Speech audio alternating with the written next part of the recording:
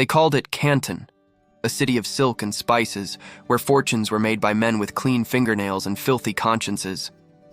But beneath its shining lanterns and the soft whisper of trade ships unloading opium and porcelain, there was another market, far more intimate, far more profitable.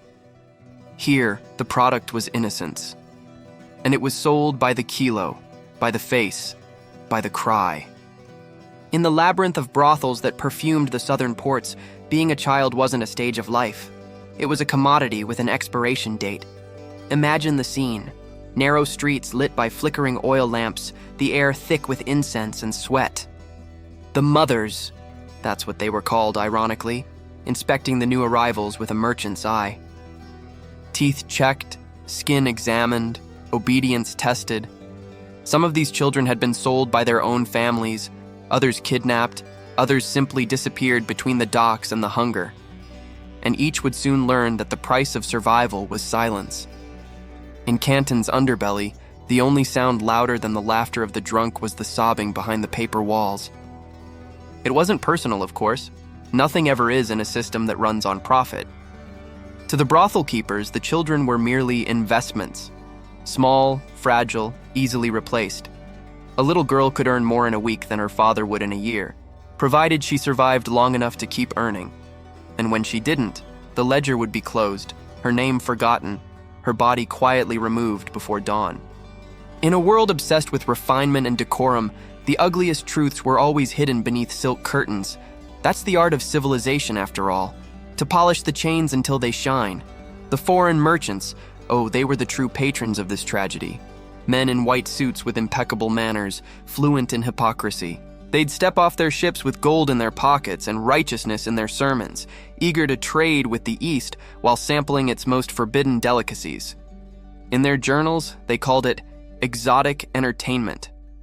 In reality, it was the consumption of human despair, served with jasmine tea and polite laughter. History remembers their treaties and their tea, but not the trembling hands that poured it. To be a child sold in Canton was to live in suspended innocence, old enough to understand pain, too young to give it a name.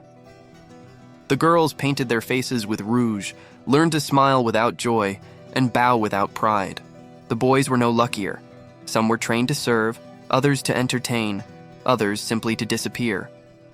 Childhood became a performance, a survival act played beneath paper lanterns that never dimmed. And if one cried too loudly, the madam would remind them, "The clients don't like noise." Pain, like everything else, had to be discreet. Some might say it was the time's custom that poverty forced such horrors, but customs don't bleed, and poverty for most of these children wasn't a curse. It was a sentence handed down by those who had too much. The rich spoke of virtue while buying flesh.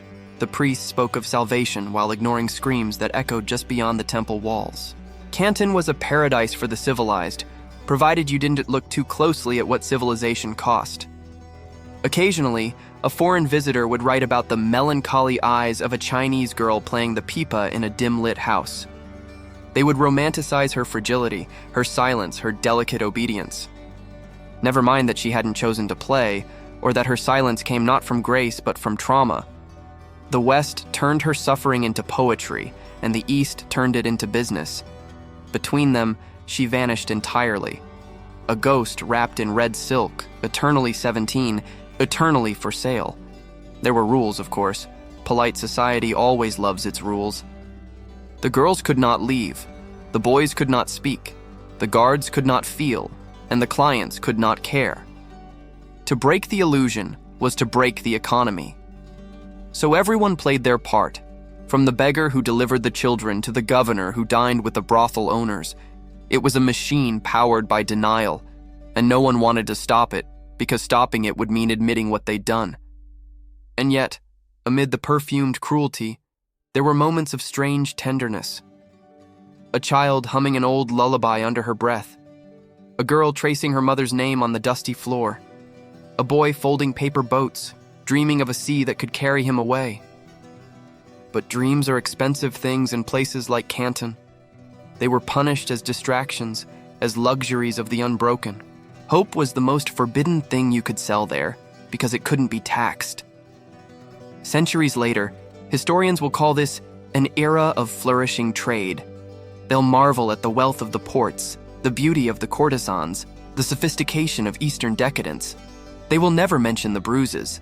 That's the problem with progress. It always needs victims, and it always prefers them silent. The children of Canton were silenced perfectly. No gravestones, no songs, just the faint echo of laughter that never reached the eyes. And maybe that's what makes it so grotesquely fascinating. The elegance with which cruelty can disguise itself. The way society can turn atrocity into art and call it culture. It wasn't hell because it was chaotic. It was hell because it was organized, because it worked, because everyone involved found a way to justify it, and because even now, as you hear this story, part of you wonders how much has really changed. After all, we still live in a world that sells innocence, just with better lighting and smoother lies. The brothels have new names, the children have screens instead of cages, and the merchants wear different suits. But the transaction is the same. Exploitation, refined, suffering, monetized, and humanity, as always, pretending not to notice, because noticing would mean caring, and caring would mean guilt. So yes, it was hell to be a child sold in the brothels of Canton. But perhaps the greater hell is realizing that, in some distant form, Canton never truly disappeared. It just learned how to smile for the camera,